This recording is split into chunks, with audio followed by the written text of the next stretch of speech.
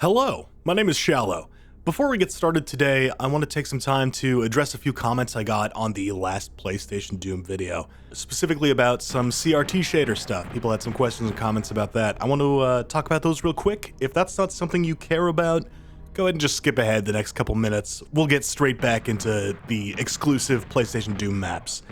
But for those of you who had comments about that, let's talk about it. A comment I got over and over and over again in varying degrees of politeness was, why do you use these CRT shaders? Why can't you just show the clean, crisp image before you put the shader on? Wouldn't that be nicer to look at? What you're seeing right now on screen is gameplay the way I've been recording it. Gameplay the way I play it when I'm playing my PlayStation in my own time. I play on my computer monitor, the same monitor I play all my games on. I run most of my games through a PlayStation emulator. My actual PlayStation hardware, if you've ever played with any of that kind of stuff, it's a little fickle. It's a little hard to get repairs done, to get the right cables set up, to get it set up to your system. Whatever, doesn't matter. I'm playing it on an emulator on a modern display, but I want it to look the way I remember. There's certainly a nostalgia component to it. We all played on CRTs back in the day, so, you know, when I'm playing these old games, I want them to look the way I remember. But there's a practical reason for that too. Let me show you real quick what PlayStation Doom looks like without this CRT filter on it. There we go.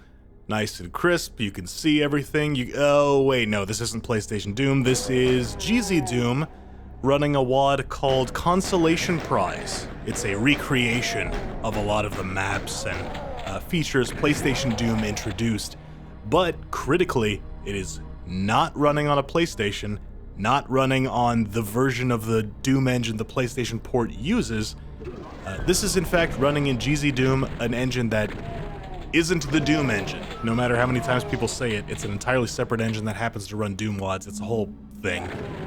Perhaps more importantly than that, this leverages the power of modern hardware to render this world. This would not be possible to run on a PlayStation.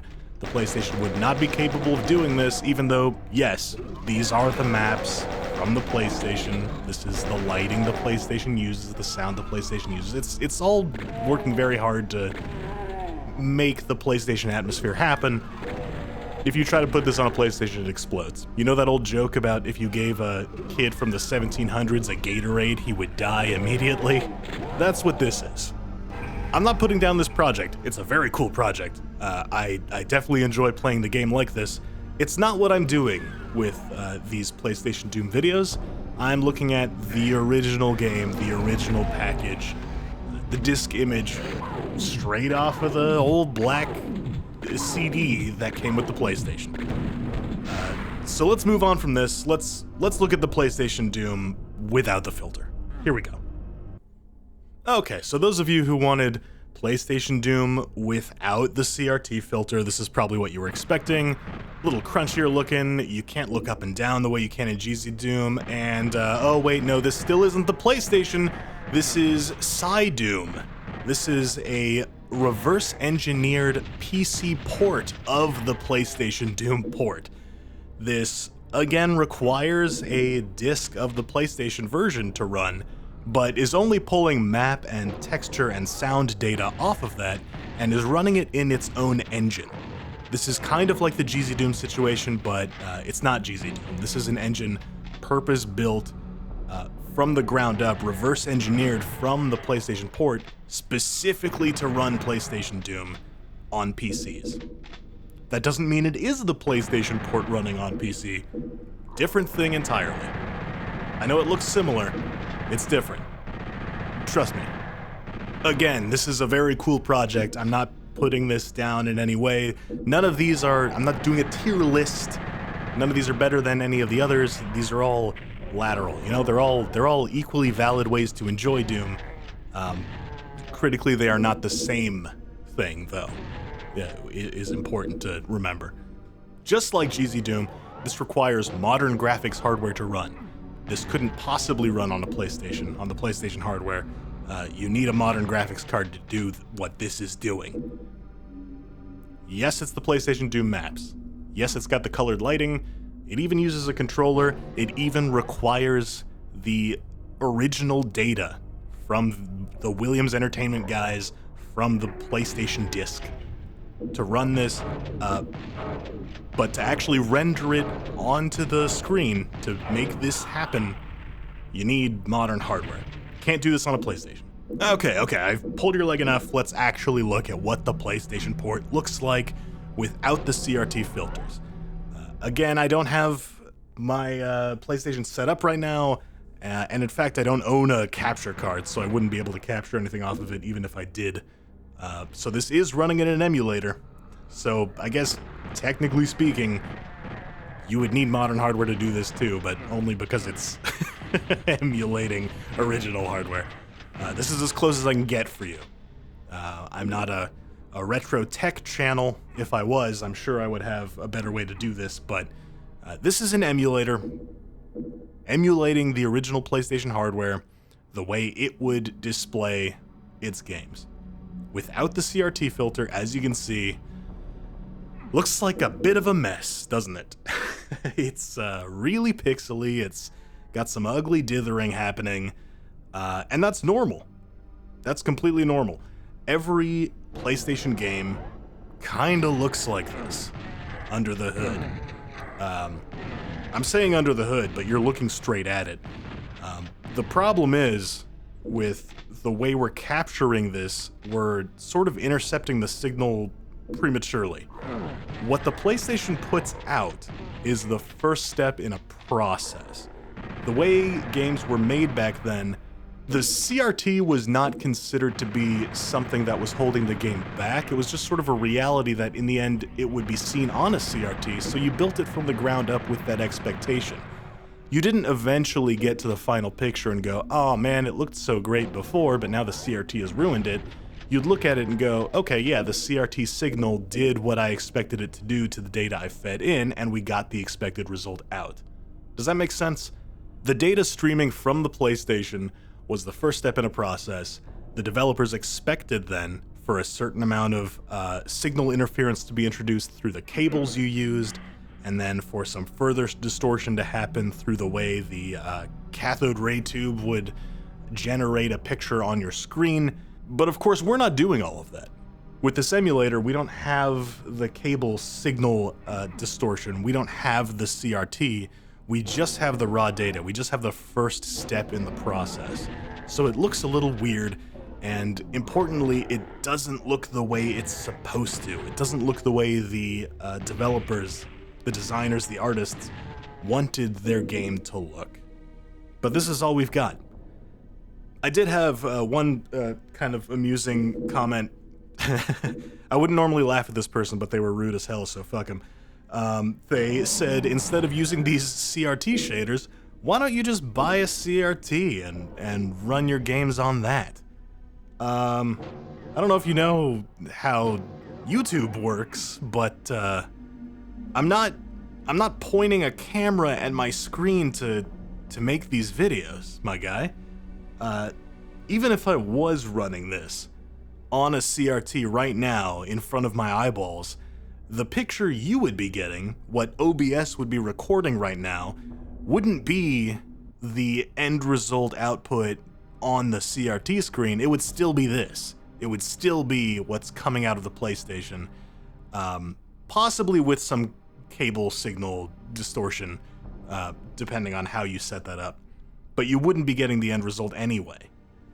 We kind of had a shorter version of this talk when I played Silent Hill a couple months back, about the merits of using CRT overlays or just doing the game raw straight from the emulator.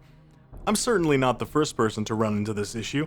If you look up a lot of these old PlayStation games, you'll find loads of videos on them, lots of people playing them, and I'm sure you'll look at those and say, hey, those don't look like what you're showing me now, and you're correct.